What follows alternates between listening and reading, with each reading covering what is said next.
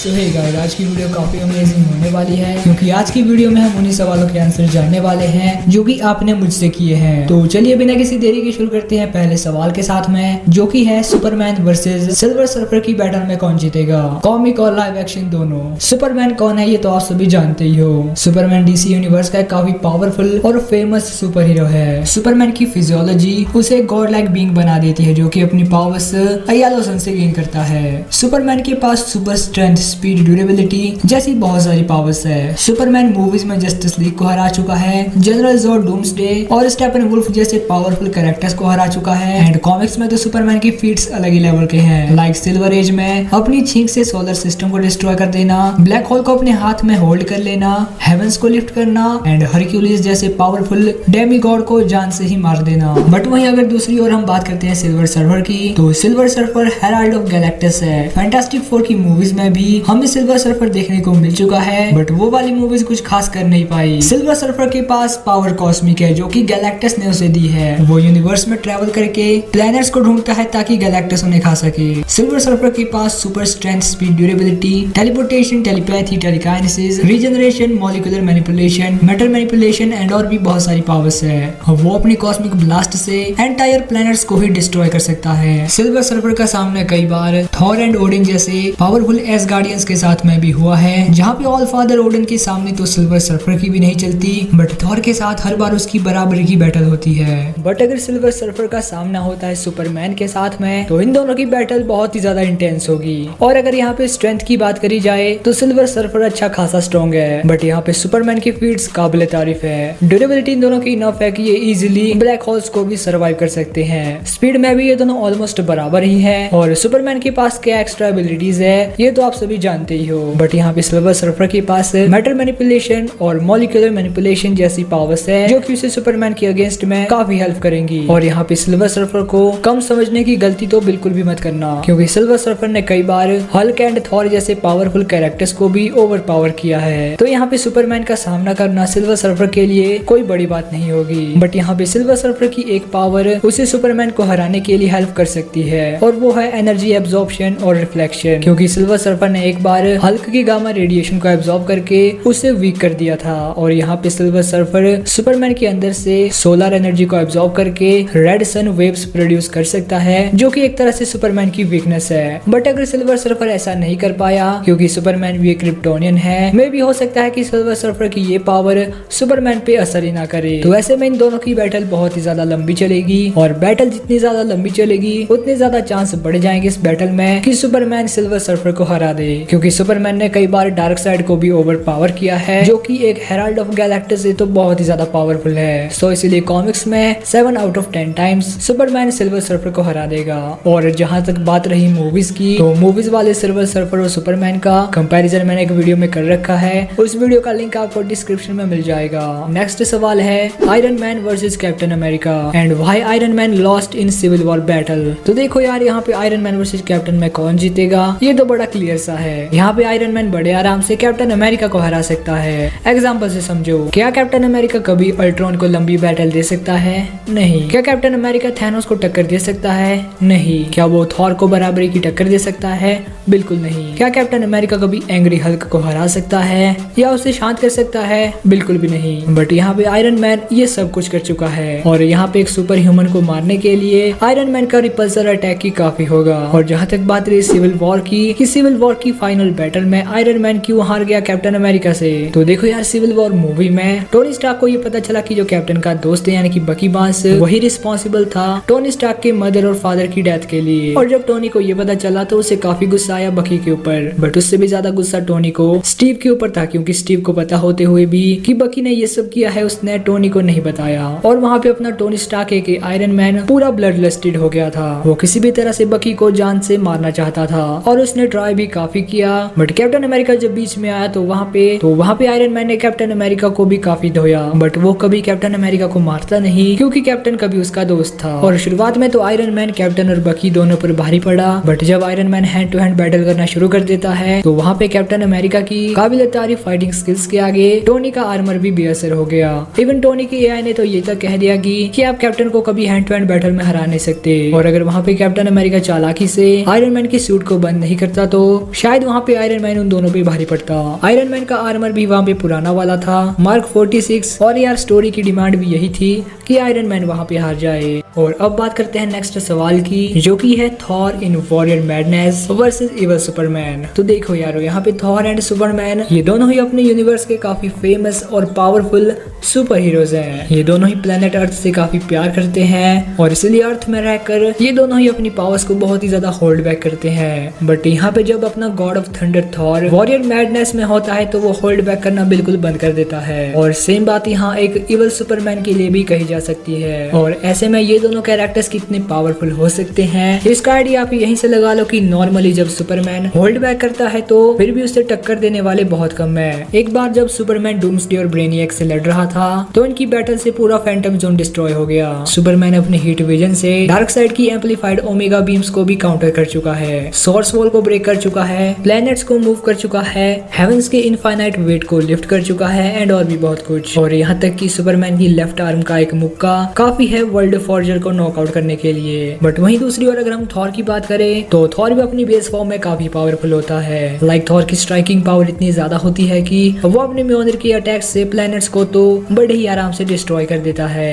और एक बार तो गॉर्डग और बुचर के साथ फाइट में थॉर के अटैक्स ब्लैक होल्स को क्रिएट कर रहे थे। थॉर द थिंग और हल्क को एक साथ हरा चुका है, वर्ल्ड इंजन और 9 रेल्म्स को रिवर्स में पुश कर चुका है अपनी स्ट्रेंथ से। रेड हल्क को ब्लैक होल की ग्रेविटी से बाहर निकाला था। और मिडगार्ड सरपेंट के साथ जब थॉर की बैटल हुई थी तो इनकी फाइट से पूरा हेवन शेक कर रहा था। और साथ ही Thor mind manipulation, magic, matter manipulation और टाइम मैनिपुलेशन से भी रेजिस्ट है। और थॉर के पास कुछ यूनिक एबिलिटीज भी है। थॉर अपनी म्योनिर की हेल्प से एक पूरे स्टार की एनर्जी को एब्जॉर्ब कर सकता है। और साथ ही थॉर के पास गॉड ब्लास्ट नाम का एक काफी पावरफुल अटैक भी है जिससे कि गैलेक्टिस तक की फटती है। और अब आप आइडिया लगा ही सकते हो कि अगर थॉर अपनी वॉरियर मैडनेस में चला गया जहाँ पे वो अपनी पावर्स को बिल्कुल भी होल्ड बैक नहीं करेगा, उनका 100% पे यूज करेगा, तो थॉर किस लेवल पे ताकतवर हो जाएगा ये आप सोच ही सकते हो। और वॉरियर मैडनेस की एक एबिलिटी ऐसी भी है कि ये थॉर की पावर्स को 10x टाइम ज्यादा एम्पलीफाई कर देती है। और अगर ऐसे में इवल सुपरमैन वॉरियर मैडनेस वाले थॉर का सामना करेगा तो कौन जीतेगा ये समझने के लिए हमें जानना होगा इवल सुपरमैन के बारे में। तो देखो यार, अगर यहाँ पे आप डीसी कॉमिक्स वाले इवल सुपरमैन की बात कर रहे हो तो डीसी कॉमिक्स में हमें सुपरमैन के बहुत सारे इवल वर्जन्स देखने को मिले हैं, लाइक इनजस्टिस वाला सुपरमैन, अल्ट्रामैन एंड और भी बहुत सारे। बट इन सभी में एक बात कॉमन है कि ये इवल होते हुए भी अपने मेन यूनिवर्स वाले सुपरमैन यानी कि अर्थ 1 वाले सुपरमैन से ज्यादा पावरफुल नहीं है, क्योंकि मेन यूनिवर्स वाला सुपरमैन इनजस्टिस वाले सुपरमैन को भी हरा चुका है और अल्ट्रामैन को भी। और मुझे लगता भी नहीं कि इनजस्टिस वाला सुपरमैन या फिर अल्ट्रामैन वॉरियर मैडनेस वाले थॉर को हरा पाएगा। बट अगर हम यहाँ पे बात करते हैं मेन यूनिवर्स वाले सुपरमैन की, जो हमेशा अपनी पावर्स को होल्ड बैक करके रखता है, वो अगर बिना होल्ड बैक किए वॉरियर मैडनेस वाले थॉर से बैटल करता है तो कौन जीतेगा? तो अगर ऐसा हो जाता है ना तो देखो यार, उनकी बैटल बहुत ही ज्यादा लंबी चलेगी, क्योंकि हम जानते हैं कि सुपरमैन का स्टेमिना काफी ज्यादा है, वो कभी थकता ही नहीं है। और सेम बात थॉर के लिए भी कही जा सकती है, क्योंकि थॉर एक टाइम पे एक पूरी आर्मी के साथ कंटिन्यूअसली बिना रुके बिना खाए 2 सालों तक बैटल कर रहा था। बट फिर भी इतना लंबा टाइम गैप थॉर के लिए कुछ सेकंडों के बराबर था। और यहाँ पे ये दोनों ही होल्ड बैक नहीं कर रहे हैं, तो ऐसे में ये आइडिया लगाना कि कौन जीतेगा ये काफी मुश्किल है। बट यहाँ पे इस बैटल में जो एडवांटेज सुपरमैन के पास रहेगी वो है उसकी सुपर स्पीड और उसकी ब्रूट फोर्स।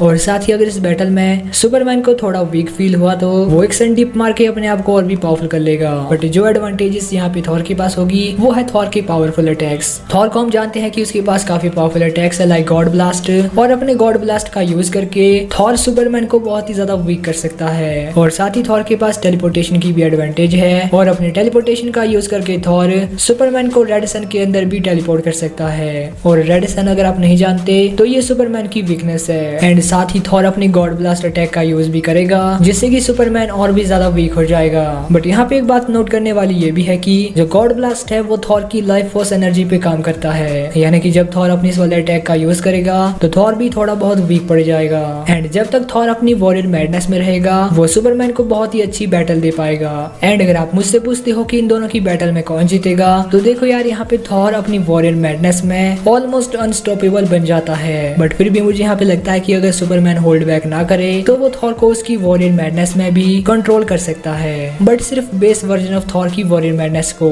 अगर सुपरमैन का सामना ऑल फादर थॉर के साथ में होता है, जहाँ पे ऑल फादर थॉर अपनी वॉरियर मैडनेस में होगा, तो ऐसे में सुपरमैन चाहे होल्ड बैक करे या फिर ना करे, इससे कोई फर्क नहीं पड़ता। ऑल फादर थॉर की वॉरियर मैडनेस का सामना करना सुपरमैन की बस की बात नहीं है। अब बात करते हैं नेक्स्ट सवाल की, जो की है cosmic armour Superman versus alien x. अब देखो यारो, ये दोनों ही कैरेक्टर्स अपने यूनिवर्स में गॉड लाइक एबिलिटीज को पोजेस करते हैं। अगर बेन 10 यूनिवर्स के एलियन एक्स की बात करी जाए तो एलियन एक्स अपने यूनिवर्स में काफी पावरफुल है। वो एक सेलेस्टियल सेपियन है और इसी वजह से उसके पास आती है गॉड लाइक पावर्स। वो नियर ओमनीपोटेंट है और इसीलिए सुपर स्ट्रेंथ, स्पीड और ड्यूरेबिलिटी जैसी पावर्स तो एलियन एक्स के पास होनी ही है। बट इसी के साथ एलियन एक्स के पास teleportation, telepathy, telekinesis, cosmic awareness, matter manipulation, energy manipulation, shape shifting और रियलिटी रैपिंग जैसी और भी बहुत सारी पावर्स है। एलियन एक्स चाहे तो वो अपने एक थॉट से यूनिवर्स को बना और डिस्ट्रॉय तक कर सकता है। बट वहीं दूसरी ओर अगर हम बात करते हैं कॉस्मिक आर्मर सुपरमैन की, तो कॉस्मिक आर्मर सुपरमैन एक थॉट रोबोट पूरे डीसी मल्टीवर्स का प्रोटेक्टर है, जिसे कि मोनिटस ने बनाया था मैंडरैक को रोकने के लिए, जो कि पूरे डीसी मल्टीवर्स के लिए एक बहुत ही बड़ा थ्रेट बन गया था। कॉस्मिक आर्मर सुपरमैन भी नाई ओमनीपोटेंट है और इसीलिए सुपर स्ट्रेंथ, स्पीड और ड्यूरेबिलिटी जैसी पावर्स तो कॉस्मिक आर्मर सुपरमैन के पास भी है। और अगर हम इसे एलियन एक्स के साथ में कंपेयर करते हैं तो इन दोनों के पास ऐसी बहुत सारी एबिलिटीज है जो कि इन दोनों के पास में है और इसीलिए वो एक दूसरे को कैंसिल आउट भी कर सकती है। बट यहाँ पे अगर कुछ एक्स्ट्रा पावर्स की बात करी जाए तो यहाँ पे कॉस्मिक आर्मर सुपरमैन के पास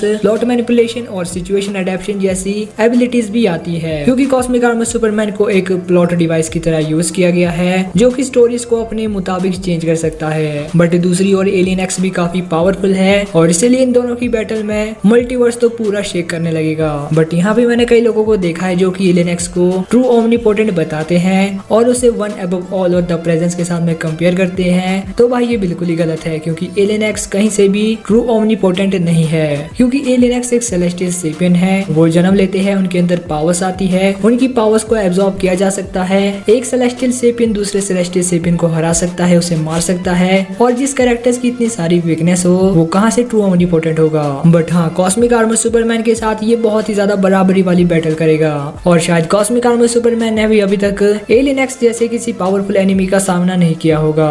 बट यहाँ पे कॉस्मिक आर्मर सुपरमैन के पास एक एबिलिटी सिचुएशन अडेप्शन की भी आती है और अपनी इस वाली एबिलिटी का यूज करके कॉस्मिक आर्मर सुपरमैन जो पावर सोचता है वो पावर उसके पास आ जाती है। लाइक अगर यहाँ पे एलियन एक्स को हराने के लिए कॉस्मिक आर्मर सुपरमैन को कोई पावर चाहिए होगी तो उसे बस उस पावर के बारे में सोचना है एंड वो पावर कैश के पास आ जाएगी, और ऐसा करके कॉस्मिक आर्मर सुपरमैन अपने आप को एलियन एक्स से भी ज्यादा पावरफुल कर सकता है उसे हराने के लिए। बट अगर आपको लगता है कि एलियन एक्स इस बैटल को जीत सकता है तो भाई आप कमेंट कर सकते हो कि कैसे alien x cosmic armour Superman से ज्यादा पावरफुल है। और अब बात करते हैं नेक्स्ट सवाल की, जो कि है Goku MUI versus berserker mode Saitama. अब देखो यार, यहाँ पे गोकू की एमयूआई ड्रैगन बॉल सुपरमैन की सबसे पावरफुल फॉर्म है। ये एक ऐसी टेक्निक है जिसे कि एंजल्स अपने बेस फॉर्म में यूज करते हैं। बट वहीं दूसरी ओर berserker मोड साइतामा हमें एनिमे वॉर मूवी में देखने को मिला था, जो कि बेसिकली एक fan made non canon movie थी। बट हाँ, गोकू और साइतामा की ये दोनों ही टेक्निक्स काफी ज्यादा पावरफुल है। लाइक हम यहाँ पे अगर पहले एमयूआई की बात करें तो मास्टर अल्ट्रा इंस्टेंट के बारे में तो आप सभी जानते ही हो। गोकू जब पहली बार इस फॉर्म में गया था तो उसने जीरन को भी हरा दिया था, जो कि अपने यूनिवर्स के